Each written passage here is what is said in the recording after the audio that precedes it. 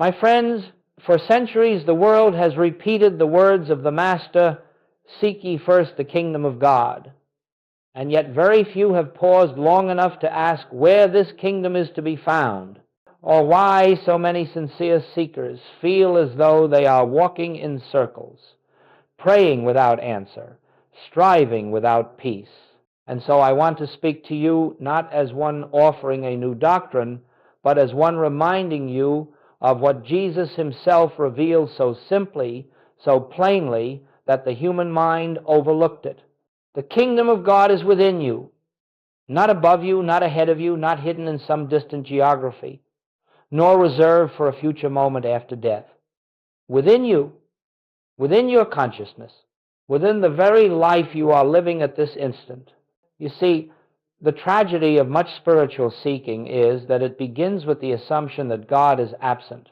And when you believe God is absent, your entire search becomes an attempt to bring God from somewhere else into your experience. And when you believe the kingdom is far off, your spiritual journey becomes a lifelong effort to reach what seems forever beyond your grasp. But the Master did not say, "Seek to bring the kingdom," nor did he ask you to journey toward it as though it were an object hidden behind the stars. He revealed a presence already here, already complete, already functioning as the very life of your being. If you have ever cried out, "Where is God? Why does God feel distant?" you have already accepted the premise that creates all spiritual frustration. And so today, let us lay that false premise aside. Let us begin from the truth. Let us begin from the recognition that God is not a traveler who must arrive, not a power that must be summoned, not a reward that must be earned.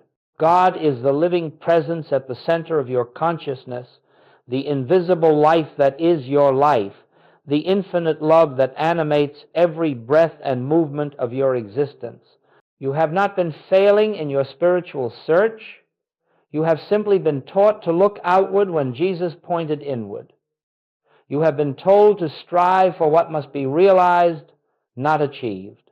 And so, as we embark upon this journey together, let us do so with a humble willingness to release the old idea of God as a far-off being who occasionally intervenes, and open ourselves to the recognition of God as the very essence of our own being. In this hour, I invite you not to strive, not to struggle, but to awaken, to discover that the kingdom you have sought so long with such earnestness has never been hidden from you. It has been present, fully present, within the depths of your own consciousness, awaiting only your recognition.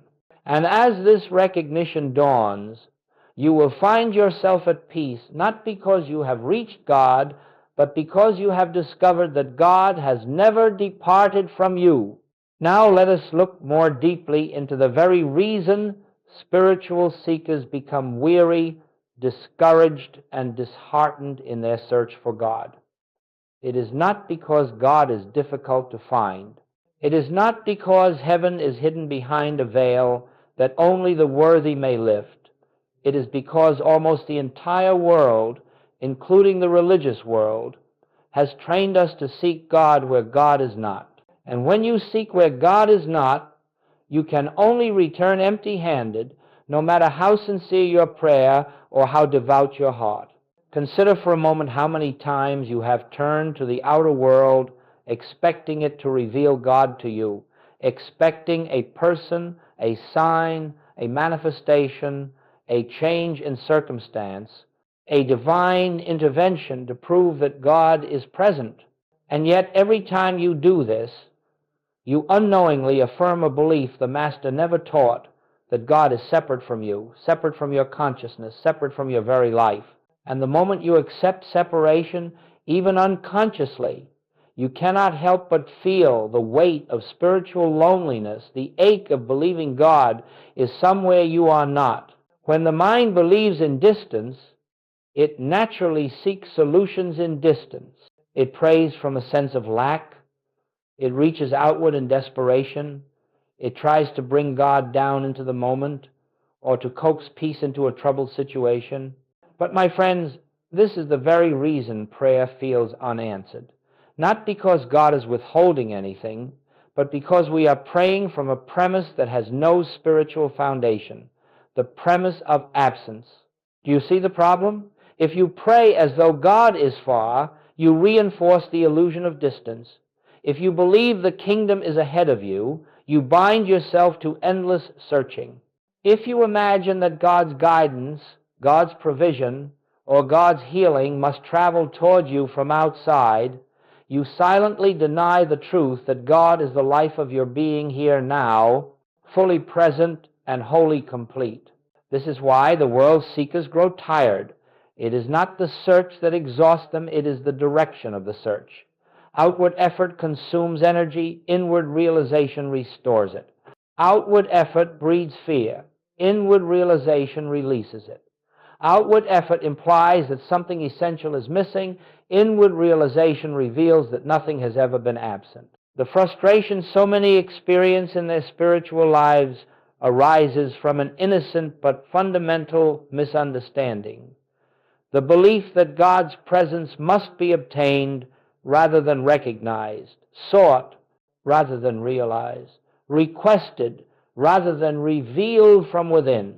And as long as the mind believes that God and man stand apart, your prayers, your meditations, your spiritual practices will feel like attempts to bridge an impossible distance. Let us be very clear. You are not frustrated because God is silent. You are frustrated because you have been listening in the wrong direction. When you look outward for what is already within, you can only encounter emptiness. But when you turn within, even slightly, even with the smallest mustard seed willingness, you begin to feel a subtle shift, a softening, a quiet assurance. You sense that you are not striving toward God, you are resting in God. You sense that the spiritual journey is not the path of reaching outward, but the path of awakening inward. And it is this awakening that leads us to the next stage of our spiritual unfolding. Let us look now at the teaching of the Master, not through the lens of tradition, nor through the weight of inherited interpretation, but through the quiet inner illumination that reveals spiritual truth as it is. For Jesus spoke words that were not meant merely to inform the mind, but to awaken the soul to its own divine reality. And among these words, none are more central, more misunderstood, and more transformative than the statement, "The kingdom of God is within you." You must understand that Jesus was not pointing to a place. He was not describing a realm to be reached after death, nor a kingdom that would someday descend visibly upon the earth. He was speaking from the consciousness of one who lived in perpetual union with the infinite.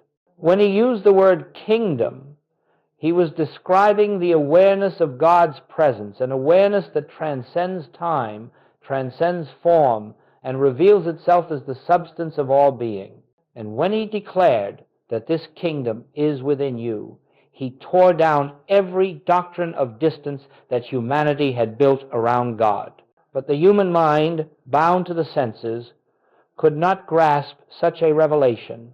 And so through the centuries, the teachings of Jesus were interpreted through the framework of duality, God above and man below, heaven in the future and struggle in the present. Yet Jesus himself never taught duality. He taught oneness. He taught immediacy. He taught the infinite nearness of God. I and my Father are one. The Father is within me. My kingdom is not of this world. Let us look now at the teaching of the Master, not through the lens of tradition, nor through the weight of inherited interpretation, but through the quiet inner illumination that reveals spiritual truth as it is.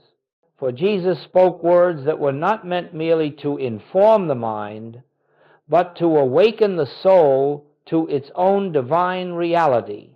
And among these words, none are more central, more misunderstood, and more transformative than the statement, "The kingdom of God is within you." Let us look now at the teaching of the Master, not through the lens of tradition, nor through the weight of inherited interpretation, but through the quiet inner illumination that reveals spiritual truth as it is. For Jesus spoke words that were not meant merely to inform the mind, but to awaken the soul to its own divine reality. And among these words, none are more central, more misunderstood, and more transformative than the statement, "The kingdom of God is within you." The moment you imagine the kingdom as something to be entered through effort, you have already stepped outside it. But the moment you realize that God is the very essence of your being, the very breath that moves through you, the very intelligence that animates your life, you have already entered the kingdom without moving an inch. For this kingdom is not reached by time or distance, it is revealed through recognition. Do you see the problem? If you pray as though God is far, you reinforce the illusion of distance. If you believe the kingdom is ahead of you, you bind yourself to endless searching. If you imagine that God's guidance, God's provision, or God's healing must travel toward you from outside, you silently deny the truth that God is the life of your being here now, fully present and wholly complete. It is the unchanging, invisible reality behind all visible form. And when he declared that this kingdom is within you, he tore down every doctrine of distance that humanity had built around God. In this recognition, spiritual seeking begins to change shape.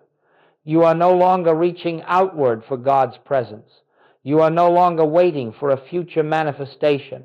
You are no longer living in anticipation of a divine intervention that may or may not come. Instead, you are awakening to the truth that the presence you seek is the very consciousness with which you are listening to these words. It is the unchanging, invisible reality behind all visible form. And it is here, in this dawning realization, that the shift from asking God to realizing God begins. When we read Jesus through Goldsmith's consciousness, we discover that the teachings were never meant to direct us toward a future salvation, but toward a present realization.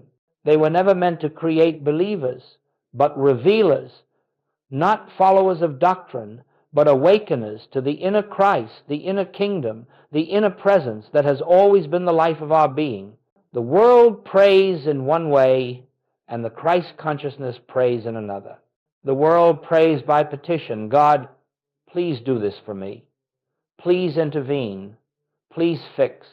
Please repair." But the Master and all who have awakened as he awakened pray by realization. They do not try to bring God into a situation. They do not attempt to persuade God to act. They rest in the quiet, knowing that God, being infinite, omnipresent, and indivisible, is already the only presence in that situation, whether or not appearances agree. This is the radical shift that Joel Goldsmith emphasized. Prayer is not a method of getting God to do something. Prayer is the realization that God already is all. And this realization becomes possible only when we stop treating God as though he were outside our own being. You see, the moment you ask God to enter a circumstance, you have implicitly assumed his absence. And the moment you assume his absence, you cannot possibly experience his presence, for the very premise of your prayer is separation.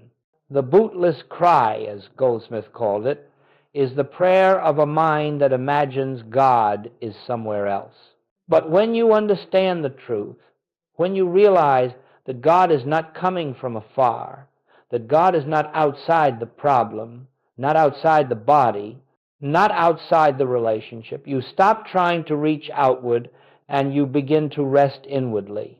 You begin to sense that there is a presence at the core of your being, a presence that does not need your persuasion, your pleading, or your pressure. You begin to discover that God is not the answer to your prayer. God is the silence that reveals there was never a question. Let us be very practical here. When you ask God to heal a condition, you are assuming a power apart from God, a power that caused the illness. When you ask God to fix a relationship, You are assuming that another person holds power over your peace. When you ask God to open a door, you are assuming that human circumstance can block divine activity. All of this is spiritual impossibility. There is no power apart from God. There is no presence apart from God. There is no activity, no substance, no law that can stand outside the one. And so Goldsmith would say, stop giving power to the problem. Realize that God is the only power present, and the problem dissolves of itself. This is the essence of the shift. We stop asking God to change the outer picture. We realize God is the invisible reality behind all pictures. And when we do this, something wondrous happens. We find that fear loosens its grip. We find that the mind becomes still. We find that circumstances begin to shift without our manipulation, not because we ask God to change them, but because we recognize the presence that was always governing them. As long as you believe your good comes from outside, from people, from the world, from favorable conditions, you will continue to pray outwardly, anxiously, pleadingly. But the moment you realize that God is the life of your life, the peace of your peace, the intelligence of your mind, the substance of your supply, and the harmony of your relationships, you will find that you no longer pray to get. You pray to realize, to become aware of what is eternally true. This is the prayer of the mystic.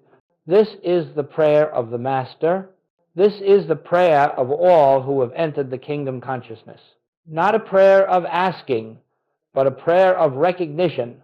Not a prayer of seeking, but a prayer of seeing.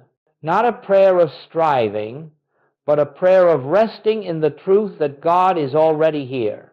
And it is this recognition that prepares us to discern the great distinction between material sense and spiritual consciousness, which is the foundation for entering the kingdom within.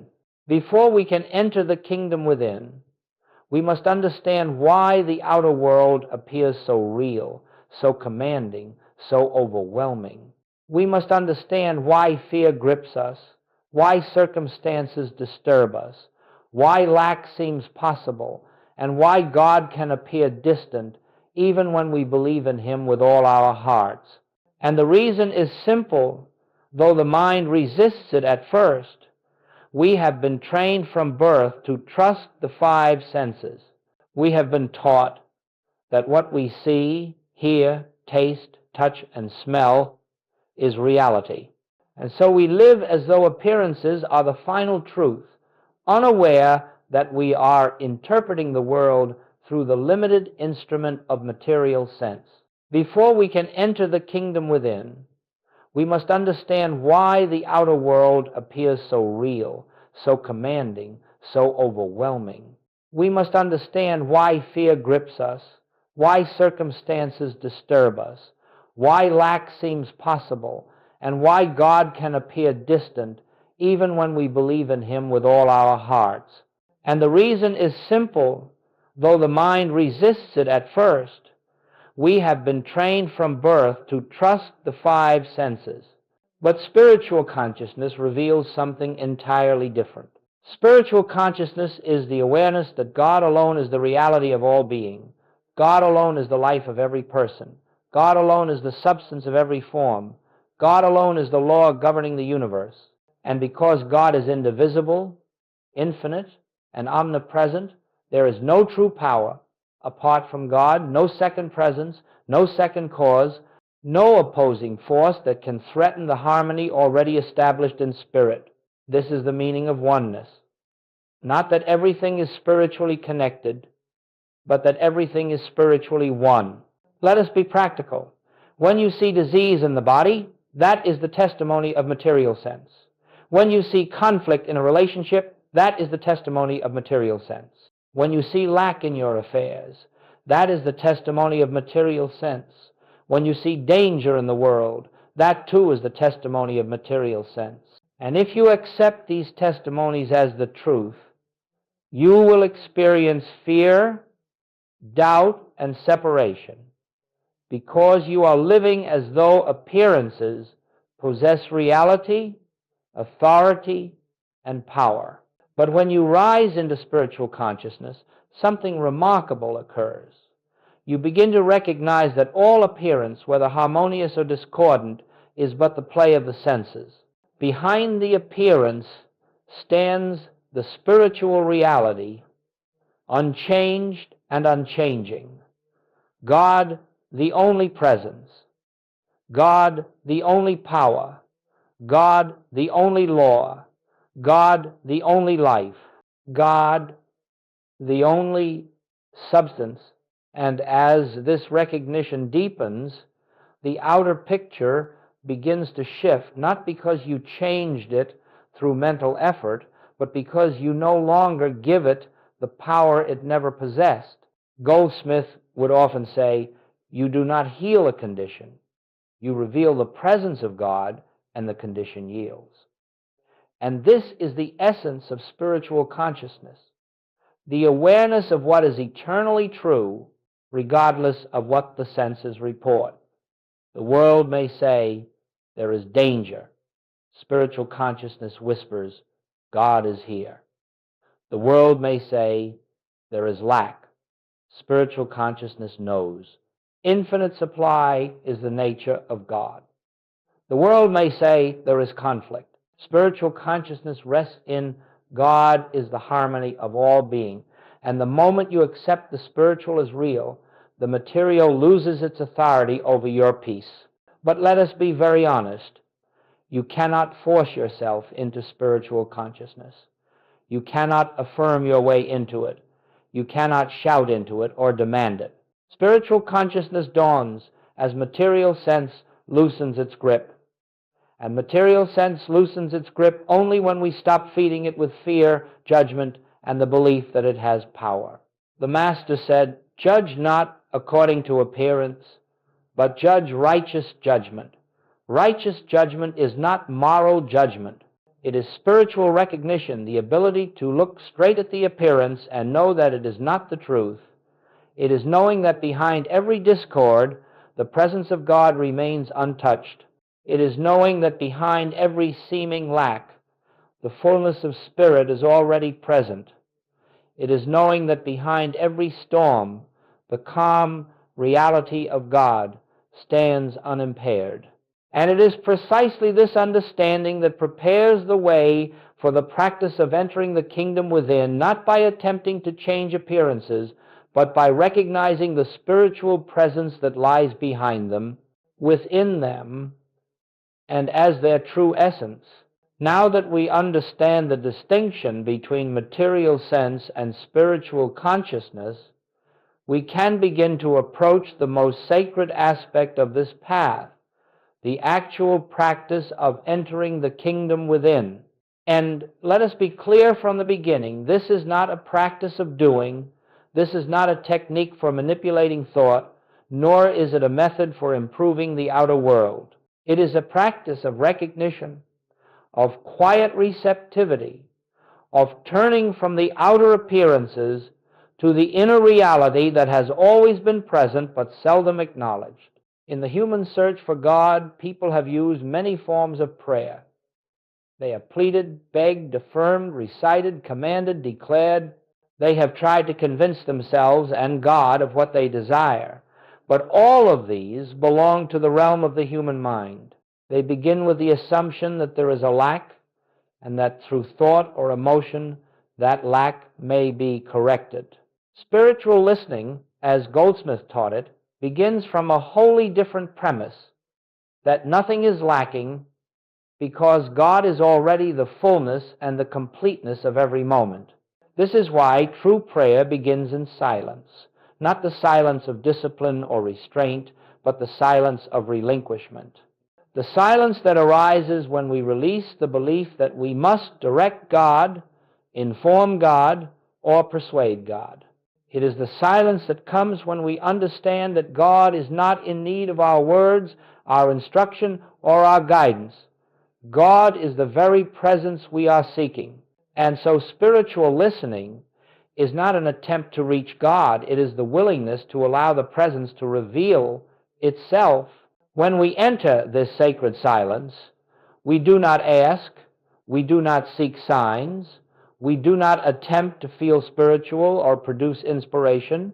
We simply become still, inwardly still, and allow the truth to disclose itself. For spiritual truth is not created by the mind. It is revealed to the mind that is quiet enough to receive it. And what is revealed? Not always words, not always messages. More often, it is a subtle sense of peace that is not of this world, a soft assurance that does not come from reason, a gentle awareness that something real, something profound, something eternal is present right where you are. And when that presence is felt, even faintly, you have begun to enter the kingdom. For the kingdom is not a realm of thought, it is the atmosphere of God realized within your consciousness. Goldsmith would say, do not try to make anything happen in prayer. Why? Because the moment you try to make something happen, you have shifted into the human mind, and the human mind cannot enter the kingdom. The mind that tries to achieve God cannot see God, for it is trying to grasp what can only be revealed. Instead, we approach quietly. Here I am, Father, not asking, not trying, not striving, simply open.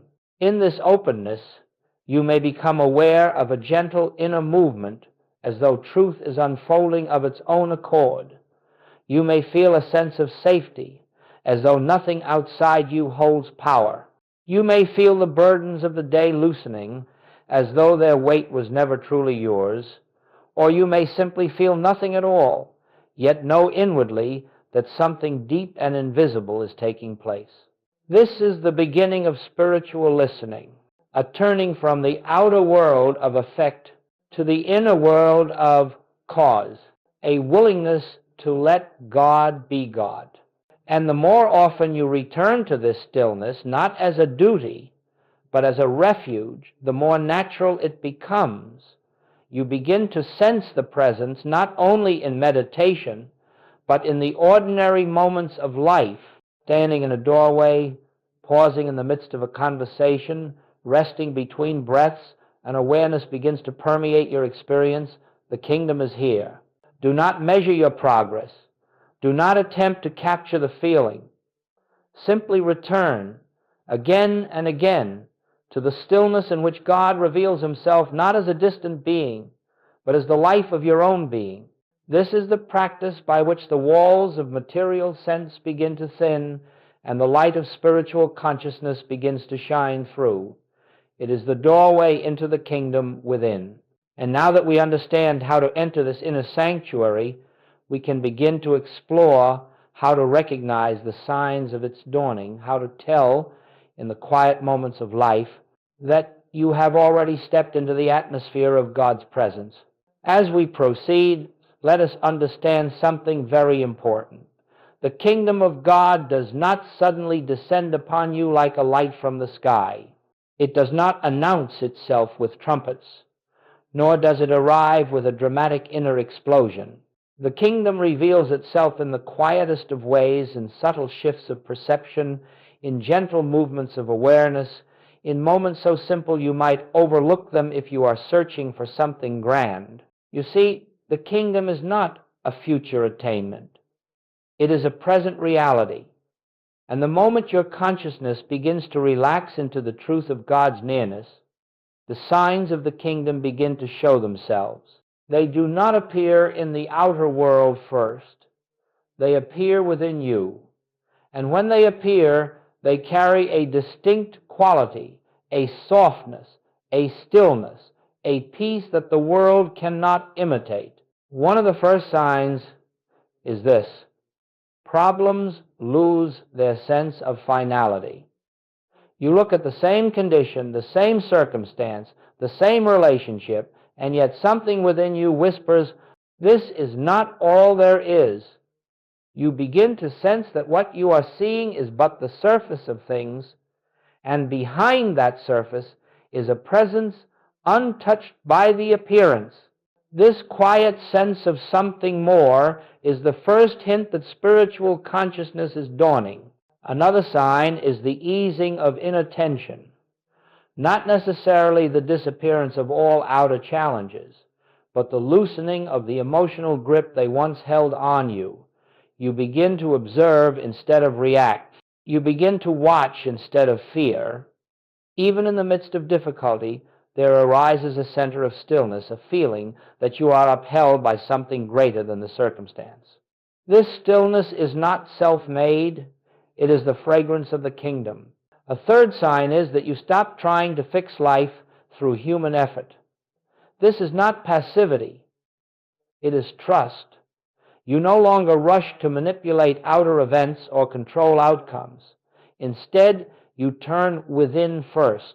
You pause, you listen, you remember the presence, and in that remembrance, you find guidance that does not come from thinking, but from knowing. When decisions arise from this inner knowing, they carry peace instead of fear. That peace is the evidence of the kingdom. You may also notice that forgiveness begins to happen without effort, not because you have willed yourself to forgive, but because the sense of separation itself begins to dissolve. You start seeing others not as separate personalities capable of harming you, but as expressions of the same divine life struggling through human limitation. The enemy becomes a brother. The insult loses power. The past releases its hold. Forgiveness becomes a natural consequence of seeing truly. Another sign is the awakening of gratitude, not gratitude for things, but gratitude for being. A quiet joy arises simply from the recognition that God is here, that life is unfolding, that you are not alone in the universe. This gratitude is not directed outward. It wells up from within, uncaused by anything external. It is the heart's response to the felt presence of God. And perhaps the clearest sign of all is this: you begin to sense that nothing is outside God. You may find yourself pausing throughout the day and silently recognizing God is here. In the grocery store, in a conversation, in a moment of conflict, in the stillness before sleep, something deep within acknowledges the presence, not as a belief, not as a philosophy, but as an inner fact. This recognition is the kingdom. You do not have to be perfect to experience these signs. You do not have to sustain them every moment. Even a fleeting glimpse is enough to show you that you have touched the edge of something real, something that does not come and go, though your awareness of it may. And every glimpse leaves a trace. Every moment of recognition strengthens the spiritual capacity to see beyond appearance. When these signs appear even subtly, you may know with certainty the kingdom has already begun to reveal itself in your consciousness. You are not approaching it, you are awakening within it. And now that you know how to recognize these early dawnings of spiritual awareness, we may move naturally into the next stage of this journey, entering more deeply into the inner kingdom through a quiet, receptive meditation, a practice not of doing, but of being. Let us now turn inward together, not to perform a technique, not to repeat words, not to achieve an experience, but simply to rest in the awareness of the presence that has been with us from the beginning. In this moment, there is nothing you must accomplish. There is nothing you must correct or improve. There is only the gentle willingness to set aside the world of appearances and allow the truth to reveal itself within your own being. We begin not by reaching outward, but by releasing every mental habit that seeks to grasp or manipulate the spiritual. There is nothing to grasp. Spirit is not an object. God is not distant. The kingdom is not a goal. We are not climbing toward God, we are relaxing into God. And so we enter this quietness with a simple inward recognition. God is here, not coming, not arriving, already here. Let the mind rest. Let the thoughts pass without engagement. Let the concerns of the outer world dissolve into the background. You are not trying to silence the mind. You are gently withdrawing attention from it, returning to the simple awareness of presence. Feel the freedom of not having to pray to God, but resting in the truth that God is already the life within you. Let this inner whisper arise of its own accord. The kingdom is within me, not as a belief, but as a fact of spiritual being. Do not try to feel anything. Feelings come and go. Truth remains. If a sense of peace comes, receive it. If no feeling comes, be at peace anyway. Truth does not depend on the senses. Now, allow this deeper recognition to settle into your awareness. God is the only presence, not the strongest presence, not a competing presence. Let this inner whisper arise of its own accord.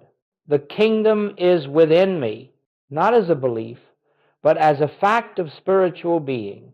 And as this recognition deepens, even slightly, the outer world begins to loosen its claim on your attention. You begin to sense the subtle atmosphere of the kingdom, a stillness that was here long before this moment, a peace that does not arise from the world and cannot be taken from you. Now, allow this deeper recognition to settle into your awareness. God is the only presence, not the strongest presence, not a competing presence. Let this inner whisper arise of its own accord. The kingdom is within me, not as a belief, but as a fact of spiritual being. I am in God. God is in me. We are one, not two beings united, but one life expressing itself as individual being. Rest in this oneness. Do not attempt to understand it. Understanding belongs to the mind. This recognition belongs to spirit. Let this final realization unfold gently within you. The kingdom I sought is the presence that lives me. The peace I longed for is the truth of my own being. The God I prayed to is the life that I am. Rest in this truth. Let it hold you. Let it reveal itself to you in its own way, in its own time, in its own stillness. And when you return from this moment, you carry nothing outward, but something inward has quietly shifted, and this shift will reveal itself in ways you do not need to anticipate. For the kingdom has not come to you. You have awakened to the kingdom that was always here. As we bring this hour together to its quiet close, let us not think of what has been said as a lesson to be remembered, nor as a philosophy to be carried by the mind. What we have touched in these moments is not teaching, it is realization. It is the gentle unveiling of a truth that has been present within you since before time began. And the greatest gift you can give yourself is simply to continue returning to this inner awareness, not through effort, but through remembrance. For the kingdom of God is not an experience reserved for meditation alone. It is the ground upon which your true life stands. It is the air of spirit that surrounds you. It is the quiet presence that walks with you into every circumstance, every relationship, every choice, every breath. You do not leave the kingdom when you rise from silence, nor do you enter the world as though it were separate from God. The world of appearance may shift and change, but the kingdom remains the invisible reality behind every moment of your journey. Remember this. You are not a traveler seeking God. You are the place where God reveals himself. You are not a soul wandering toward the kingdom. You are the consciousness through which the kingdom comes into view. Do not struggle to hold this awareness. Do not make a task of living spiritually. Simply learn to pause many times throughout the day and gently turn inward, not to find God, but to recognize that God has never departed. In that pause, even if it is only the length of a single breath, you may notice the subtle atmosphere of peace that signals the presence, and that peace becomes your guidance. That peace becomes your protection. That peace becomes your supply. That peace becomes your wisdom. The world of appearance may shift and change, but the kingdom remains the invisible reality behind every moment of your journey. Not because you have earned it or summoned it, but because it is the very foundation of your being. Let this awareness accompany you. Let it move with you into the ordinary routines of life. Let it enter your conversations, your work, your rest, your moments of solitude, your moments of connection. Let the kingdom be the silent influence behind every step you take. And as you do, you will find that you are living in a world where nothing stands outside God, nothing opposes God, nothing diminishes God, and therefore nothing can diminish you, because your life is the life of God expressed. My friends, the search is over, not because you have reached the end, but because you have awakened to the beginning, to the presence that has been your life all along. And from this awareness, everything changes, not by your effort, but by the natural unfolding of divine harmony through your consciousness. Rest in this truth. Let it guide you. Let it illuminate the path before you, and know with quiet certainty that the kingdom of God is not merely near, it is your very self realized. Have you ever stood at a crossroads in your life, desperately needing to make a decision, and found yourself looking up at the sky, pleading for a sign that never seems to come? Perhaps you've whispered prayers into the darkness, asking God to just tell you what to do, which path to take, which door to walk through, only to be met with what feels like deafening silence. If you've ever felt this way, you're not alone. And what I'm about to share with you might completely transform how you experience divine guidance in your everyday life. Here's the truth that most of us have never been told. We've been taught to seek God's voice in all the wrong places. From childhood, we've been conditioned to believe that divine guidance comes from somewhere out there, from the heavens above, from sacred texts, from spiritual leaders, or through elaborate rituals and ceremonies. We've learned to treat God's wisdom as something external, something distant, something we must reach for with all our might. Has this ever happened to you? You face a critical decision about your career, your relationships, your finances, or your health, and you find yourself feeling spiritually paralyzed, unable to move forward because you're waiting for some external confirmation that just doesn't arrive. The tragedy isn't that God isn't speaking, it's that we've forgotten how to listen to the voice that's been speaking within us all along. Think about the last major decision you struggled with. Maybe it was whether to leave a job that was draining your soul, or whether to invest in an opportunity that seemed risky, or how to navigate a relationship that had become complicated. In those moments of crisis, when you cried out for guidance, did you feel abandoned?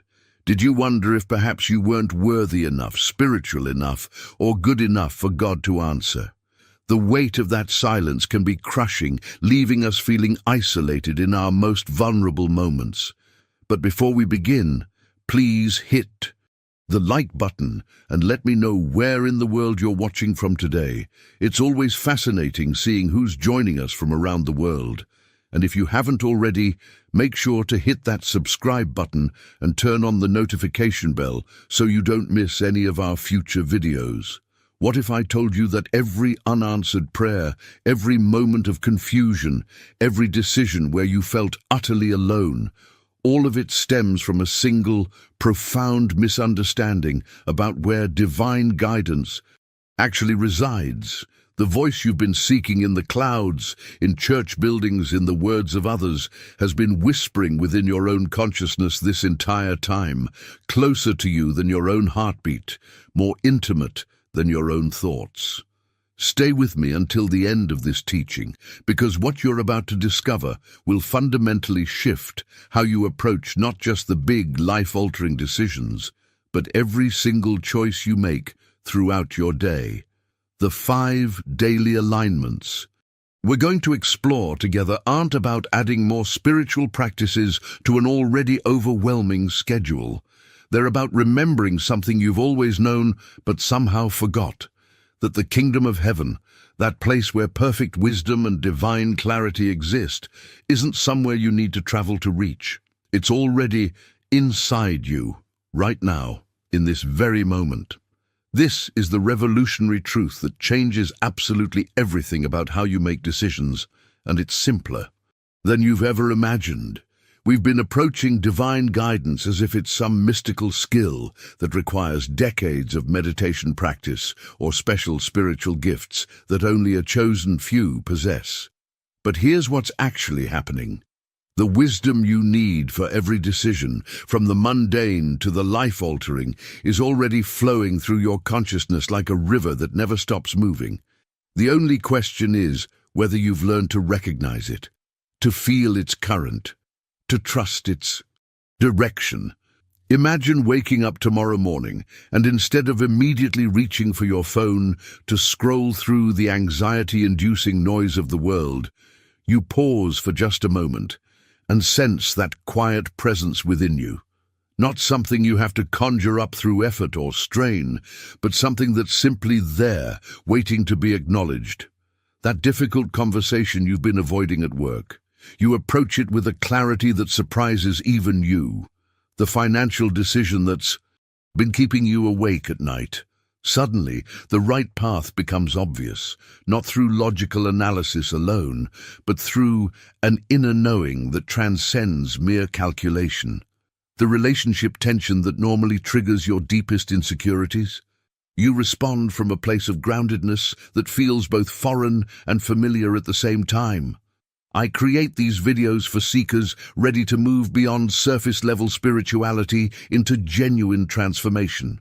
If this resonated with you, subscribe and join this community learning to hear God's voice in everyday decisions. This isn't fantasy or wishful thinking. It's what becomes possible when you shift from seeking guidance externally to recognizing the divine voice that speaks through your own awareness. The transformation in how you experience decision-making doesn't require you to become someone different or to achieve some elevated spiritual status. It happens through what I call the 5 daily alignments, simple adjustments in perception that reconnect you with the wisdom that's been broadcasting within you all along. These aren't complicated rituals or time-consuming practices that demand an extra hour carved out of your already overwhelming schedule.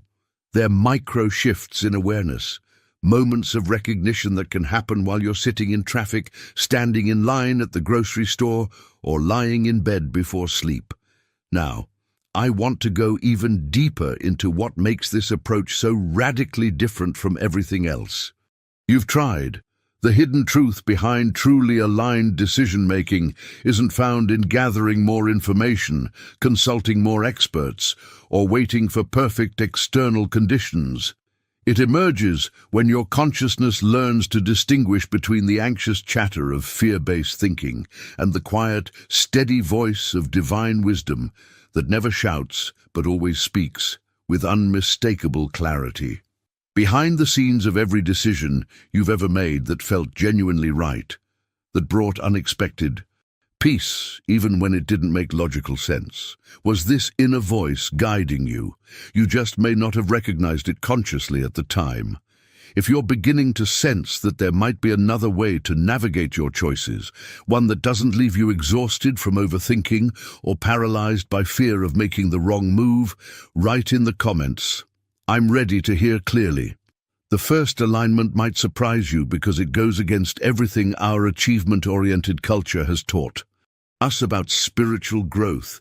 We've been conditioned to believe that hearing God's voice requires tremendous effort, longer prayers, more intense devotion, stricter discipline, deeper sacrifice. We exhaust ourselves trying to become worthy enough, spiritual enough, pure enough to finally deserve divine guidance. But here's the hidden truth that transforms everything. The strain itself is the problem. The harder you try to grasp divine wisdom through effort alone, the more you create internal noise that drowns out the very voice you're seeking. Think about it like this. When you're desperately trying to remember someone's name and it sits just out of reach in your memory, what happens? The more you strain and force it, the more elusive it becomes. But the moment you relax and stop pushing, suddenly the name surfaces effortlessly.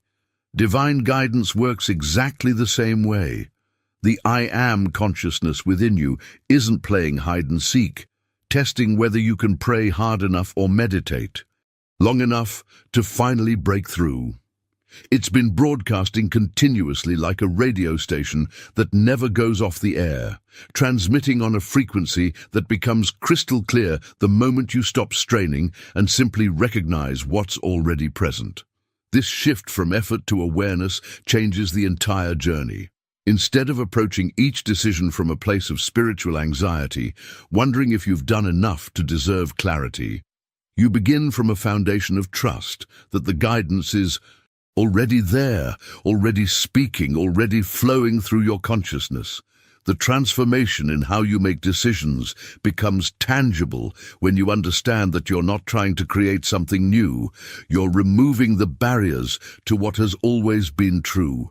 Your mornings hold a power that most people completely overlook. Those first few seconds after you wake up, before your mind floods with the day's demands, before anxiety about pending decisions creeps in, before you reach for your phone and immerse yourself in everyone else's reality. That's sacred ground. In those moments, your consciousness is still quiet enough to establish the foundational frequency for everything that follows. This isn't about adding another obligation to your morning routine or setting your alarm earlier to squeeze in a complicated practice. It's about a simple recognition that takes less time than checking your first text message. Before your feet touch the floor tomorrow morning, pause for just one breath and silently acknowledge this truth. The kingdom of heaven is within me right now, and divine guidance is my natural state of being. These aren't magical incantations or empty affirmations. They're recognition statements that align your awareness with reality. What makes this practice so powerful isn't the words themselves. It's the shift in consciousness they represent. You're establishing a mindset that becomes the lens through which you experience every interaction, every challenge, every choice that unfolds throughout your day. That meeting where you need to make a difficult decision, you enter it already anchored in divine wisdom. The conversation that usually triggers your reactive patterns, you approach it from a completely different foundation.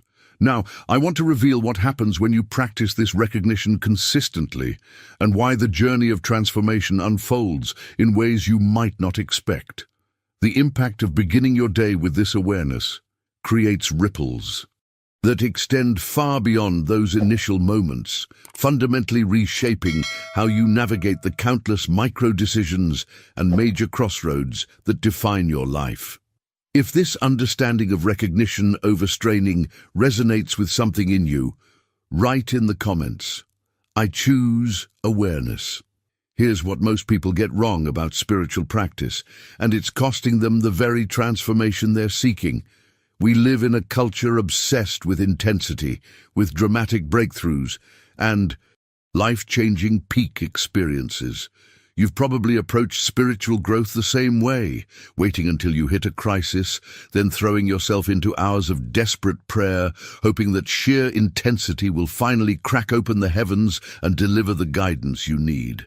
But behind the scenes of every genuine transformation I've witnessed, there's a pattern that contradicts everything we've been taught about breakthrough moments.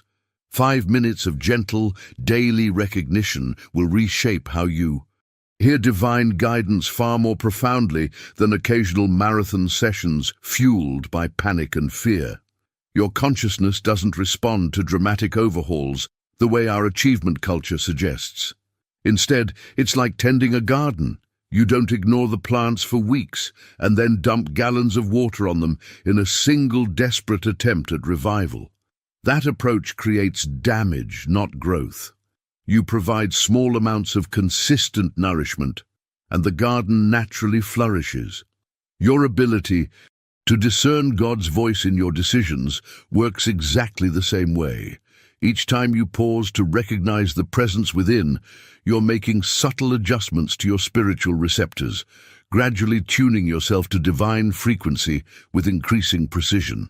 The beauty of this approach reveals itself in how it transforms your actual daily experience, not just your theoretical understanding. Throughout any given day, you encounter dozens of decision points that either reinforce your old reactive patterns or create new pathways for divine wisdom to flow through. Your boss delivers criticism that normally would trigger immediate defensiveness. Traffic makes you late for an important meeting, and panic starts flooding your system. An unexpected bill arrives in your inbox, and financial anxiety grips your chest. These moments happen so quickly that you barely register the split second where you have a choice about how to respond. This is precisely where sacred pauses reveal their extraordinary power. You have approximately 3 seconds before your conditioned responses take over completely. 3 seconds where you can insert awareness into situations that previously triggered automatic reactions. Even 30 seconds of returning to that inner kingdom creates space for divine clarity to emerge beyond the surface appearances of whatever challenge you're facing. You're not denying the reality of the situation or pretending difficulties don't exist. You're accessing a deeper dimension of wisdom that provides guidance your anxious, reactive mind simply cannot access when it's dominated by fear. What makes this practice so transformative is how gradually it rewires your entire approach to decision-making. At first, you might only remember to pause after you've already reacted, recognizing in hindsight that another option was available. That's perfectly fine. That's progress. Then you begin catching yourself mid-reaction, inserting awareness into moments that used to unfold completely unconsciously. Eventually, and this is where the journey becomes truly remarkable, the pause starts feeling natural, almost instinctive, as your default setting shifts from reactive fear to receptive awareness. Now, I want to explore how this foundation of consistent practice and sacred pauses specifically transforms the 2 areas of life where we most desperately need divine guidance, where fear most easily drowns out that inner voice, and where the decisions we make carry the heaviest consequences for our well-being and peace. If you're starting to see how these small, consistent practices could change your relationship with decision-making, write in the comments, "Small shifts, big transformation." The second alignment reveals itself most powerfully in those moments when your body sends signals that trigger immediate fear. You notice an unusual symptom, a persistent pain, something that feels off, and within seconds, your mind spirals into worst-case scenarios. Your entire focus narrows exclusively to material solutions, researching symptoms online, scheduling appointments, analyzing every physical sensation with increasing anxiety. In this state of panic, something profound happens that you might not even notice. Your spiritual awareness completely shuts down. The connection to inner guidance that was available just moments before becomes inaccessible, drowned out by the noise of fear. If these insights speak to where you are on your journey, subscribe to continue exploring together. Each video translates spiritual wisdom into practical steps you can actually implement in your daily life. But here's the transformation that changes everything about health-related decisions. Before allowing panic to hijack your consciousness, you can pause and turn within to recognize a deeper truth.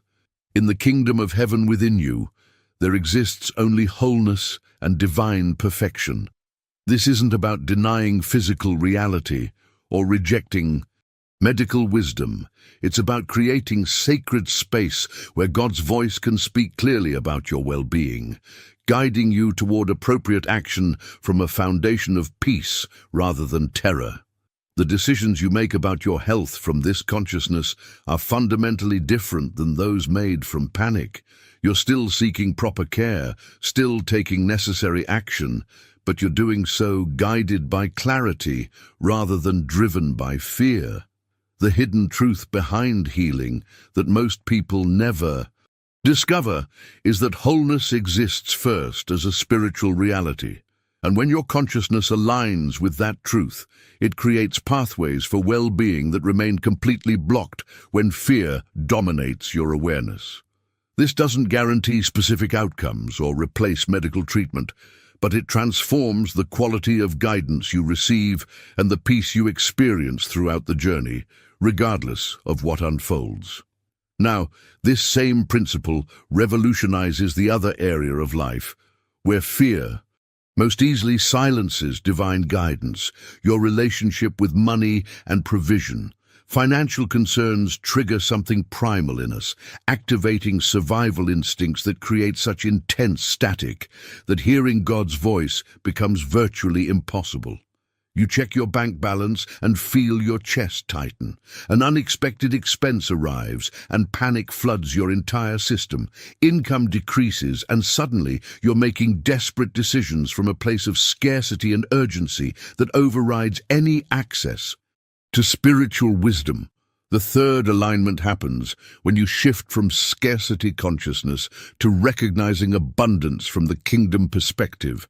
Divine substance is infinite and omnipresent, and here's what's revolutionary about this understanding.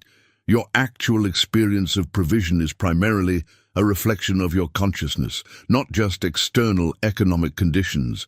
This doesn't mean positive thinking magically creates money or that you ignore practical financial planning.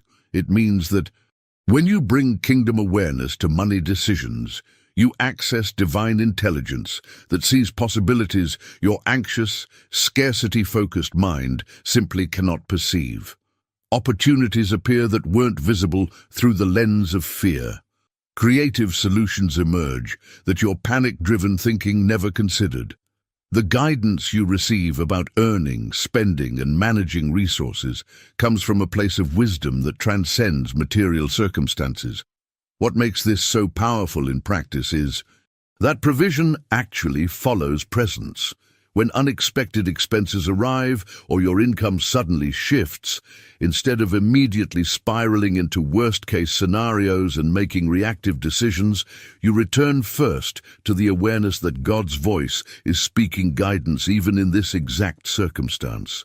Every financial decision becomes an opportunity to hear divine wisdom rather than another trigger for anxiety that keeps you awake at night, disconnected from the very source of clarity you need most.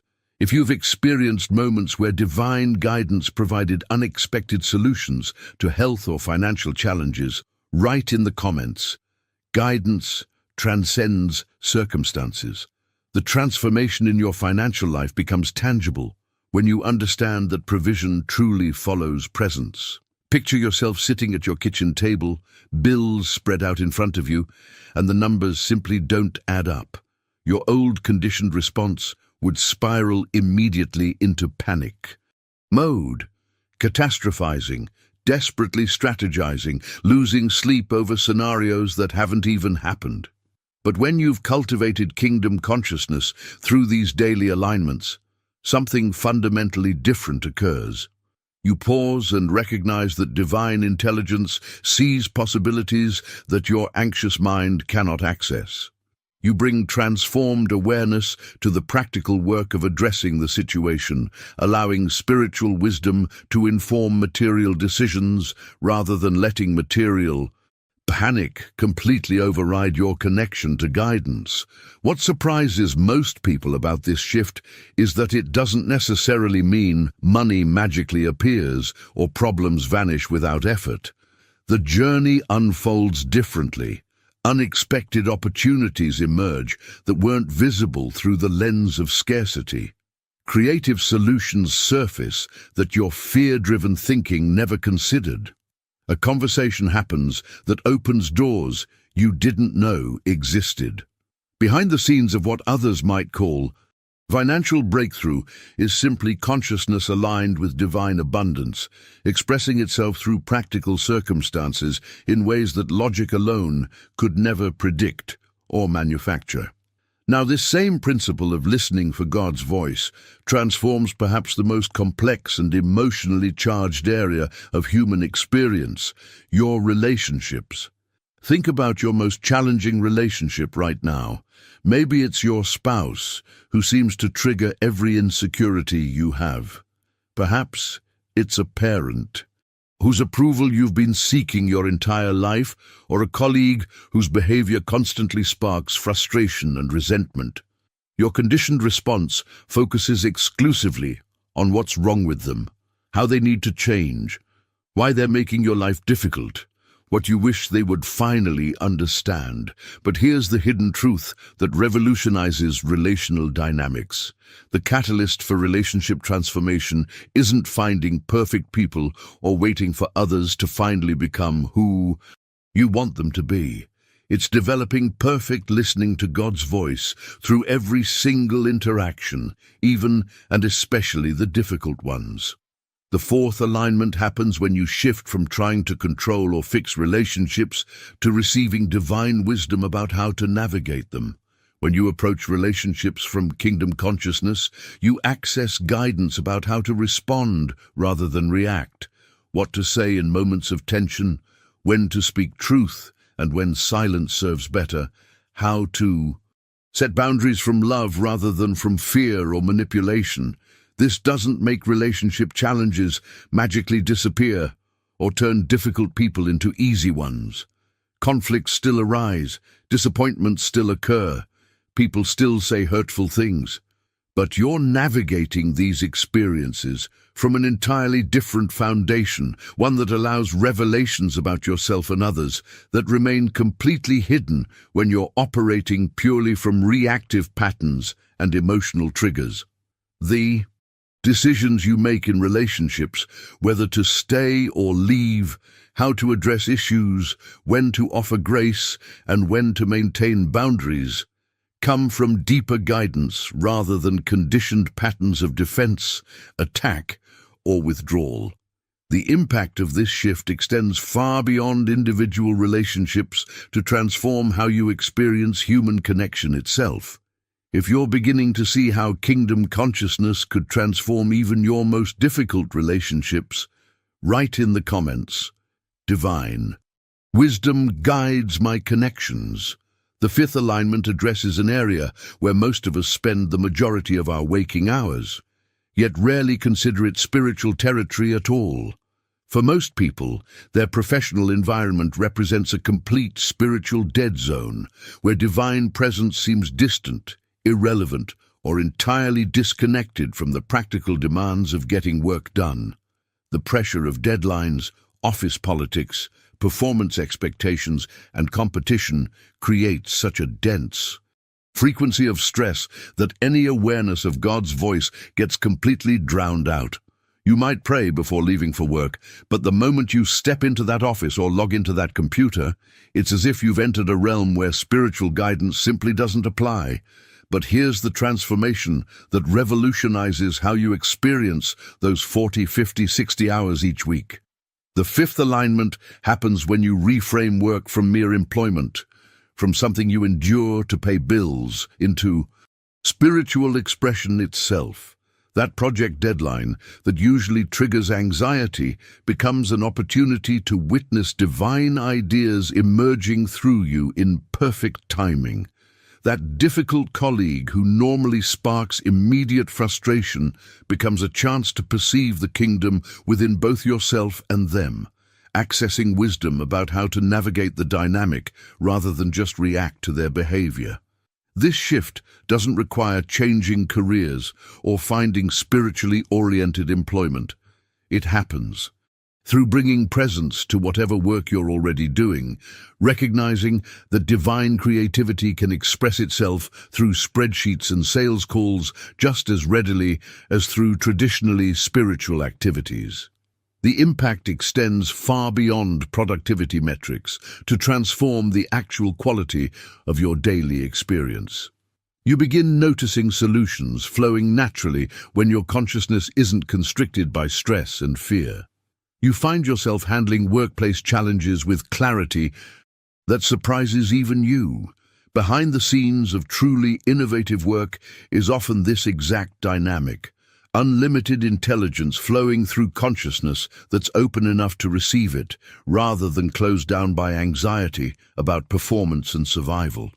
Now, as kingdom consciousness matures through your consistent practice of these 5 alignments, something precious emerges that goes beyond any specific benefit in health, finances, relationships, or career. You awaken to an authentic peace that doesn't depend on circumstances being perfect, on everything going your way, or on finally having all your problems solved. This isn't the artificial calm that comes from temporarily having everything under control. It's a foundational frequency of tranquility that transcends whatever situation you're facing. Financial setbacks still require practical action and wise decision-making, but you navigate them without the paralysis of fear that used to shut down your ability to think clearly. Relationship difficulties still need to be addressed, conversations still need to happen, boundaries still need setting, but you approach them without the emotional reactivity that used to make everything more complicated and painful. The hidden truth here is profound and often missed. When you position yourself to hear God's voice clearly through these daily alignments, what you discover isn't just guidance about specific decisions, though that certainly flows more readily. What emerges is something deeper, an unshakable foundation that remains steady regardless of external conditions. This peace becomes the ground from which all your decisions arise, the lens through which you perceive challenges, the anchor that holds you steady when life's storms inevitably arrive. If you're sensing how this foundation of peace could transform not just your decisions, but your entire experience of life itself, write in the comments, "Peace guides my path." Now, I want to be completely honest with you about what this journey actually demands, because the pathway to hearing God's voice in every decision requires something that challenges everything our instant gratification culture has conditioned us to expect: consistent commitment regardless of immediate results. This isn't a weekend workshop that produces instant enlightenment or a 21-day challenge that permanently transforms your awareness. The transformation unfolds through those small, repeated recognitions we've been exploring, gradually reshaping your consciousness through accumulated practice rather than through a single dramatic breakthrough. Here's the reality that most spiritual teachers won't tell you directly, but you deserve to hear. Some people begin these 5 daily alignments and experience remarkable shifts within weeks, suddenly finding clarity in decisions that used to paralyze them, sensing divine guidance with a certainty they've never felt before. Others practice diligently for months before significant changes become visible in their experience. A few grow impatient when miracles don't materialize on their preferred timeline and abandon the practice altogether, never discovering what was just beginning to emerge beneath the surface. The decisive factor between these different experiences isn't spiritual talent or divine favoritism. It's simple persistence, the willingness to continue recognizing the presence within, even when immediate evidence doesn't scream validation. Each time, you pause to acknowledge the kingdom within. Each morning, you begin with that simple recognition, each sacred pause during challenging moments. You're creating subtle adjustments in your spiritual receptors. Think about the most meaningful transformations in your life. Did any of them happen overnight? Real change, the kind that fundamentally reshapes your experience, almost always unfolds through accumulated small decisions rather than singular dramatic moments. Your consciousness works exactly the same way, gradually tuning itself to divine frequency with increasing precision through consistent practice. But here's perhaps the most liberating truth of this entire teaching, something that removes every excuse and eliminates every barrier between where you are right now and the guidance you're seeking. You can begin this very moment, exactly where you are, with whatever understanding you currently possess. You don't need to master complex theology first. You don't need years of meditation experience or advanced spiritual credentials. You don't need to become someone different or achieve some elevated status before you're qualified to hear God's voice. The kingdom of heaven exists within you right now, at this very moment, exactly as you are. Even 3 seconds of genuine acknowledgement creates space for divine clarity to emerge through whatever decision you're facing. Your ability to hear divine guidance isn't something you need to build through years of arduous effort. It's something you simply recognize as already complete within your consciousness. The recognition doesn't create the connection. It reveals what has always been present, always been speaking, always been available to you. This means that the profound shift in how you make decisions can literally begin with your very next breath, with the very next choice point you encounter today. If you're ready to begin this journey right now, exactly where you are, without waiting for perfect conditions or more spiritual preparation, write in the comments, "I start today." If you've stayed with me through this entire journey, you're exactly the kind of person this message was meant to reach. There's something in you that's already awakening to these truths, already recognizing the divine presence that's been speaking within you all along. That recognition brought you here, and it's going to continue guiding you forward in ways you can't even imagine yet. I create these videos for people like you, seekers who are ready to move beyond surface-level spirituality into genuine transformation, into actually hearing God's voice in the practical, everyday decisions that shape your life. If this teaching resonated with something deep inside you, if even one insight shifted your awareness, I'd love for you to subscribe and join this community of people who are learning to live from kingdom consciousness. Each video we explore together translates profound spiritual truths into steps you can actually implement today, not someday when you're more ready or more spiritual. If this message felt like it was speaking directly to your heart, if you sense that you were meant to hear this today, write in the comments, "This message was meant for me." Your story, your journey, your recognition might be exactly what another person needs to hear to begin their own awakening. There's real power in acknowledging these truths, even if it's just through a few typed words. And if you found value in what we explored together today, if this conversation created even a small shift in how you understand divine guidance, consider tapping that like button. Not for algorithms or numbers, but as a quiet acknowledgement between us that this conversation mattered, that these truths still have power to transform lives in our distracted, anxious world. There's a video right here about maintaining this connection to divine guidance, even when life gets overwhelming, when circumstances seem to contradict everything we've discussed today. It's a natural continuation of this journey, showing you how to sustain this awareness through the challenges that inevitably arise. Click and continue with me over there as we go deeper into living from this consciousness. Until we meet again, remember, the kingdom of heaven is within you right now, and God's voice is already speaking.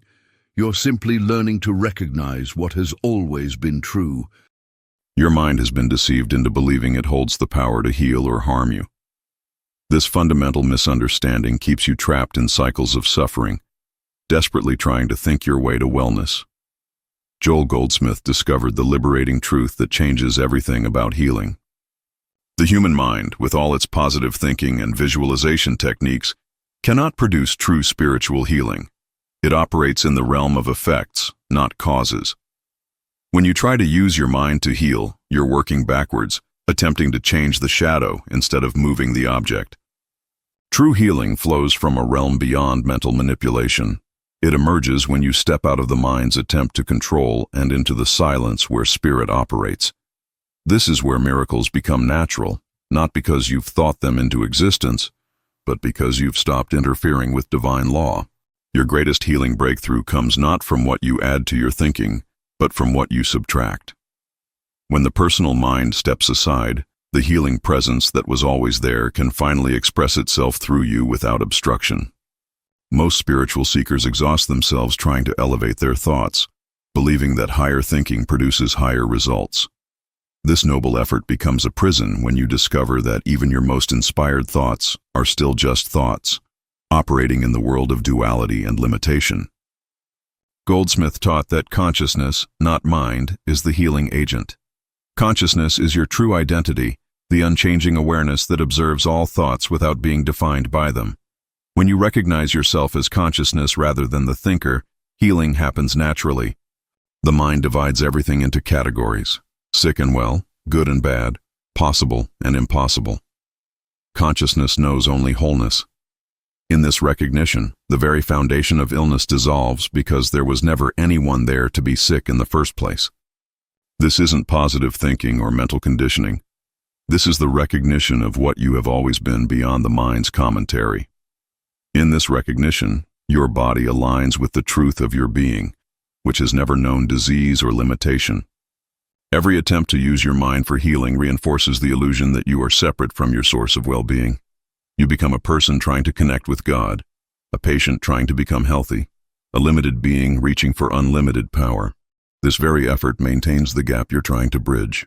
Joel discovered that healing happens in the moment of surrender, when the personal will stops its efforting and allows divine will to operate unobstructed. This isn't passive resignation, but active recognition of what is already perfectly present and available. In this surrender, you don't lose your individuality. You discover your true individuality as the unique expression of infinite consciousness. Your body becomes the transparency through which perfect life expresses itself, not the obstacle that prevents it. The healing you seek is not something you must acquire or achieve. It is the natural state that emerges when the mind's interference is dissolved through understanding. You are not becoming whole. You are recognizing the wholeness you have never lost. The secret that transformed thousands of lives through Goldsmith's ministry is elegantly simple. Stop trying to heal anything and start recognizing the perfection that is always present. This shift from doing to being revolutionizes your entire approach to wellness and spiritual growth. When you cease the mental effort to fix, improve, or change your condition, you create space for the healing consciousness to reveal itself. This consciousness doesn't work on your problems. It dissolves them by revealing their fundamental unreality in the light of truth. Your mind cannot comprehend this process because it operates through comparison and judgment. Healing consciousness operates through recognition and revelation.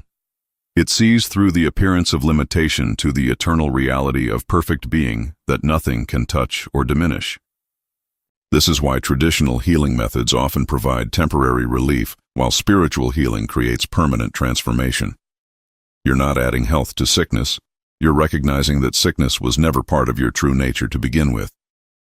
Sarah had struggled with chronic pain for 15 years, trying every healing modality from conventional medicine to energy work. Each approach provided temporary relief but never addressed the root cause. She was exhausting herself trying to think her way out of suffering. When she encountered Goldsmith's teachings, everything changed. Instead of trying to heal her condition, she began practicing the recognition of her true nature as consciousness itself. In quiet moments, she would rest in the awareness that observes all sensations without being defined by them. Gradually, she noticed that pain seemed to fluctuate based not on physical circumstances, but on how identified she was with her thoughts about the condition. The more she rested in pure awareness, the less substantial the pain became. After 6 months of consistent practice, Sarah experienced a profound shift. The pain didn't disappear through mental effort, but dissolved in the recognition that there was no one there to experience it. She had discovered herself as the unchanging awareness that remains perfect regardless of bodily conditions.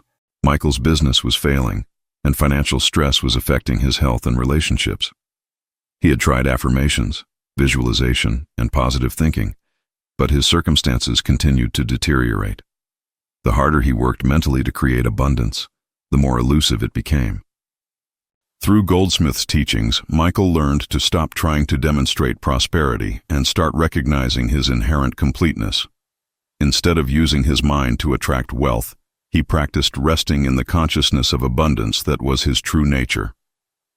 This wasn't about ignoring practical responsibilities, but about approaching them from a different foundation.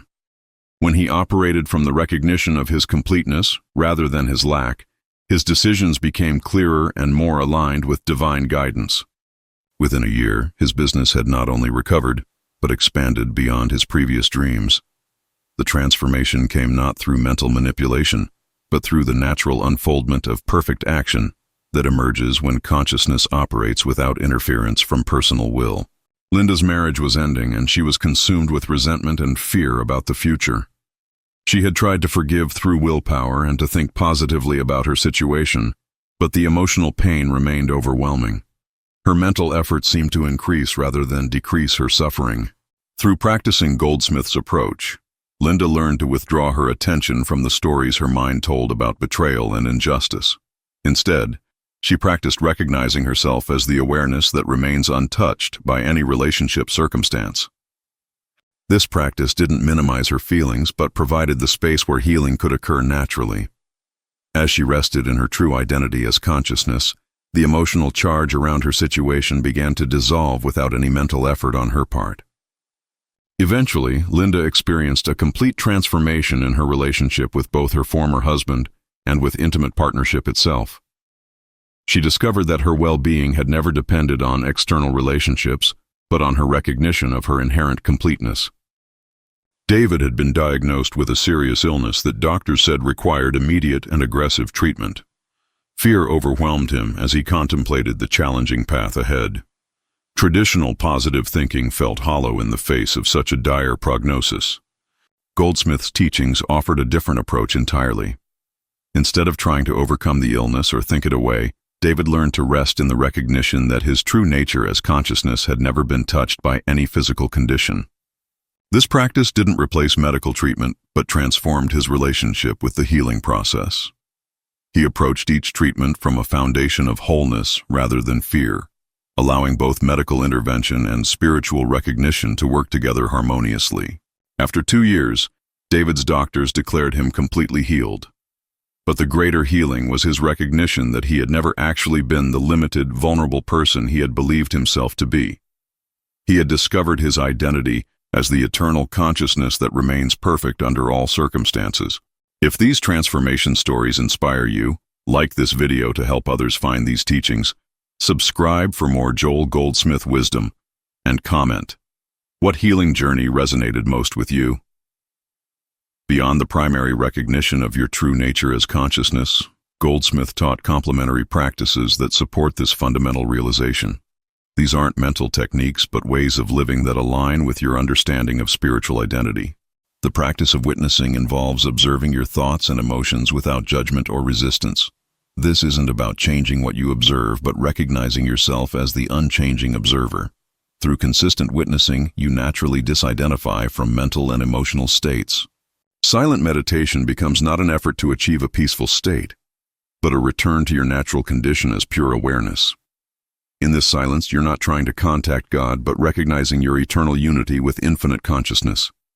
Daily life becomes your laboratory for practicing these recognitions.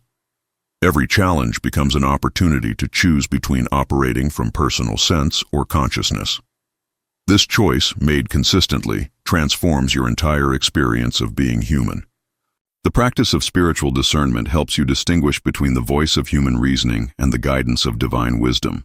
Human reasoning operates through comparison and analysis, while divine guidance comes as direct knowing or intuitive understanding.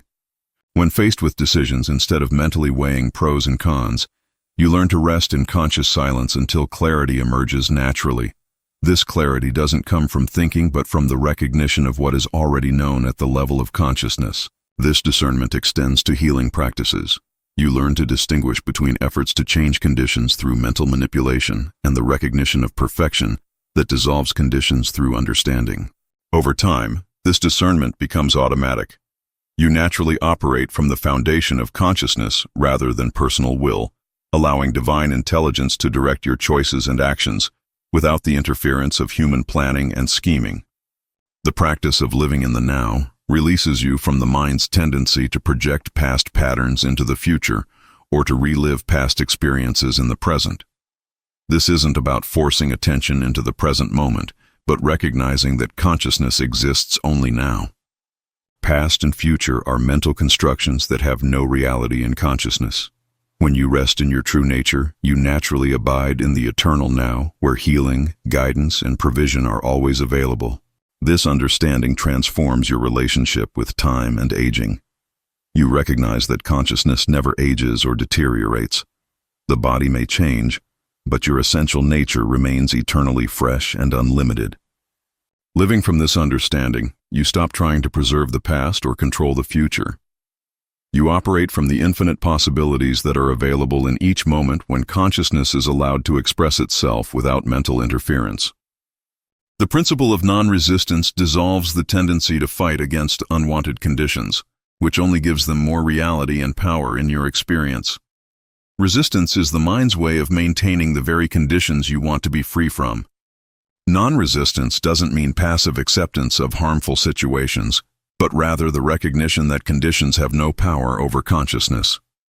From this understanding, you take appropriate action without the emotional charge that perpetuates problems. This practice extends to healing work. Instead of battling illness or trying to overcome limitation, you practice the recognition that limitation has no reality in consciousness. This recognition naturally dissolves the conditions without effort or struggle. Through consistent practice of non-resistance, you discover that most of your suffering came not from conditions themselves, but from your resistance to them. When resistance dissolves, conditions either transform naturally or lose their power to disturb your peace. Many students encounter the challenge of doubt when their conditions don't immediately reflect their spiritual understanding. The mind interprets this as evidence that the teachings don't work or that they're practicing incorrectly, creating discouragement and spiritual frustration. Goldsmith taught that this doubt is actually a sign of progress. It indicates that you're moving beyond blind belief into authentic understanding.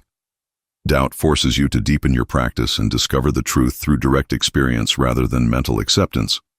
The key is to neither fight the doubt nor surrender to it, but to witness it as another movement in consciousness. Doubt, like all mental states, has no reality apart from the awareness that observes it. This recognition dissolves its power to disturb your peace.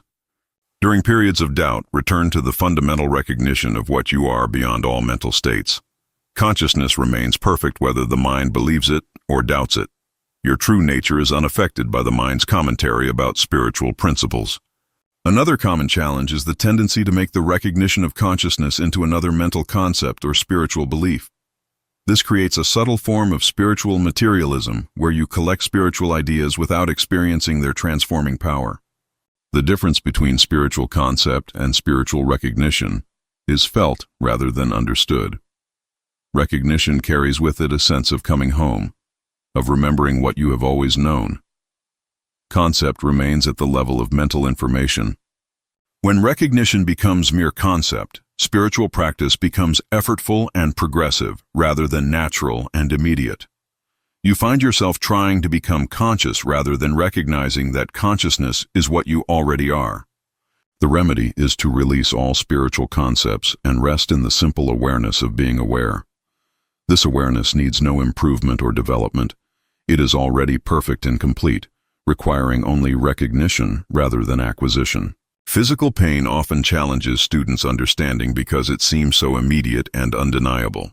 The temptation is to use spiritual practice to get rid of pain rather than to recognize the nature of the one who observes pain. Pain, like all sensations, appears in consciousness but is not consciousness itself. Consciousness remains unaffected by any sensation, pleasant or unpleasant. This understanding doesn't minimize pain, but provides the proper perspective from which healing can occur. The practice is not to deny pain, but to recognize yourself as the awareness that observes it without being defined by it.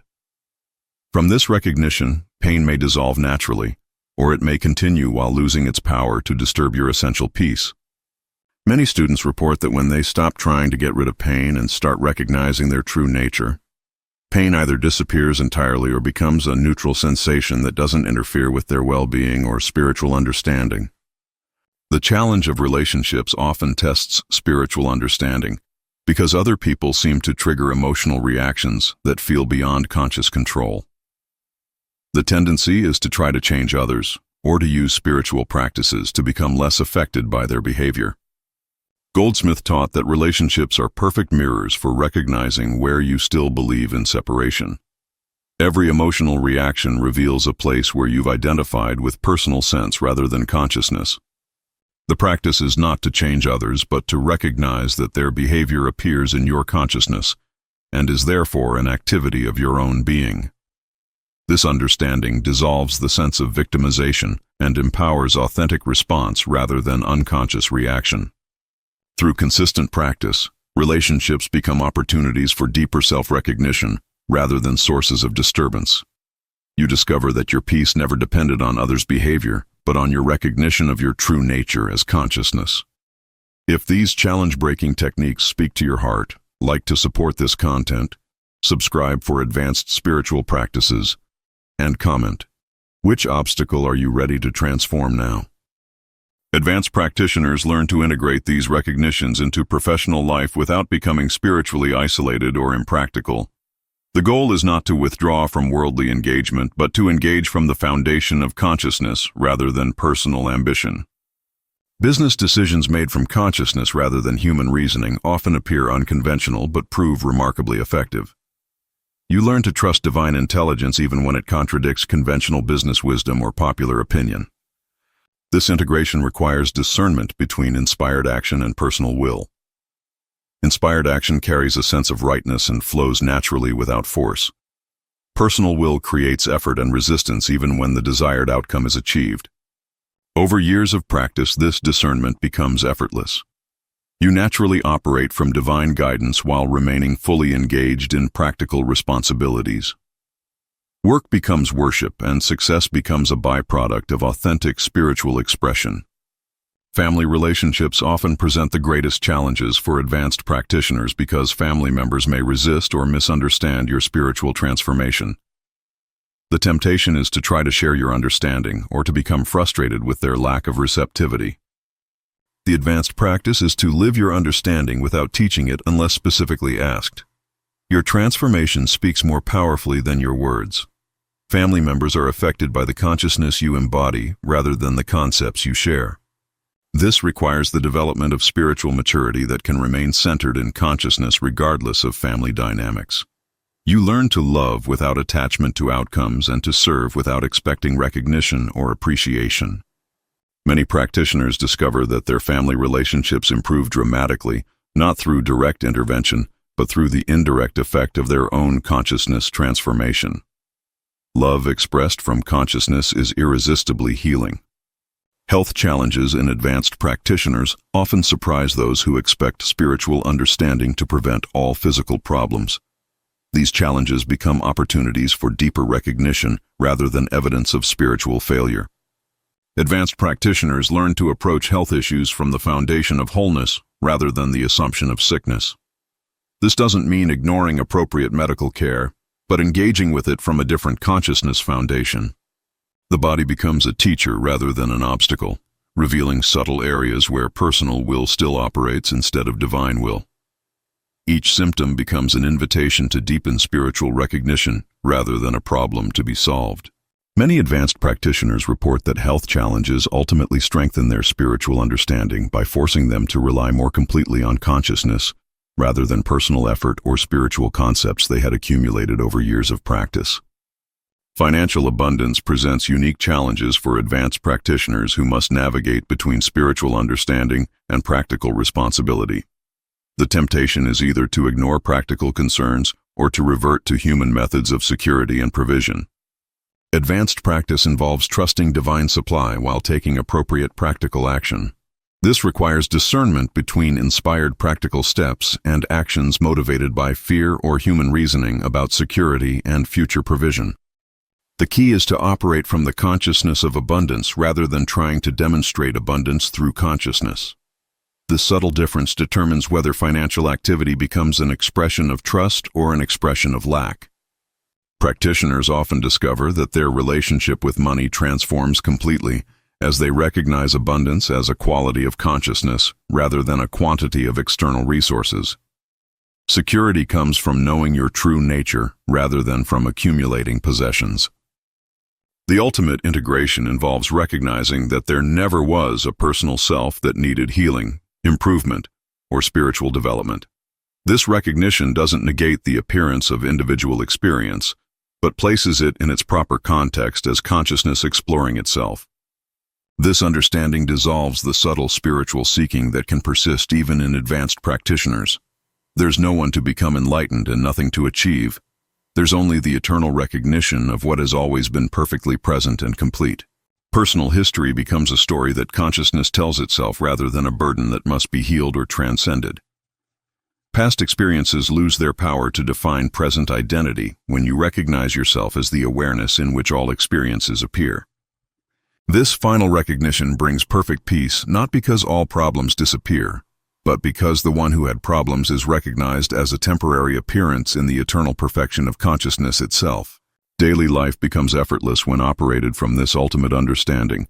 Decisions arise naturally from divine intelligence rather than personal reasoning. Action becomes spontaneous rather than calculated, yet perfectly appropriate to each situation. Relationships transform from sources of need fulfillment to expressions of love's completeness. You no longer seek anything from others but naturally express the fullness of your being through all interactions, creating healing and harmony wherever consciousness flows. Work becomes play when it's recognized as consciousness expressing its infinite creativity through apparent individual form.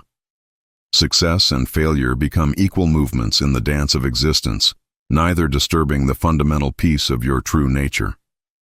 This understanding doesn't remove you from human experience, but allows you to engage with it from the foundation of infinite freedom, rather than personal limitation. Life becomes an adventure rather than a problem to be solved. The teaching function emerges naturally for those who have integrated these recognitions completely. This isn't about becoming a spiritual teacher, but about allowing consciousness to teach itself through your apparent individual expression whenever such teaching serves the whole. This teaching happens more through being than doing. Your presence becomes healing for others without any conscious effort on your part. People are drawn to the peace you embody rather than the concepts you might share about spiritual principles. The greatest teaching occurs when others recognize in your presence the same consciousness that they are. This recognition happens through resonance rather than instruction, through silent communion rather than verbal communication. You discover that you were never actually a student learning spiritual truths, but consciousness itself playing the role of seeking and finding. This recognition completes the circle and reveals the perfect wholeness that was present from the very beginning. Your journey with these teachings begins not with trying to apply them, but with recognizing what you have always been beyond all spiritual seeking and personal effort. This recognition is available right now, not as the result of practice, but as the foundation from which true practice emerges. The healing you seek, the peace you desire, the love you long for, all are qualities of your true nature as consciousness itself. Nothing needs to be added to what you are. Everything needed is already completely present, requiring only recognition rather than acquisition. As you rest in this recognition, allow it to transform your entire relationship with yourself and your world. You are not a limited being reaching for unlimited truth. You are unlimited consciousness temporarily playing the role of seeking what you have never lost. This is Joel Goldsmith's ultimate gift to humanity. The recognition that healing happens not through the mind's effort, but through consciousness recognizing itself as the source, substance, and reality of all apparent experience. You are that consciousness, perfect and complete right now. If your spiritual understanding expanded through these Joel Goldsmith secrets, like this video, subscribe for more transformative teachings, and comment, "I am transformed," to confirm your new path.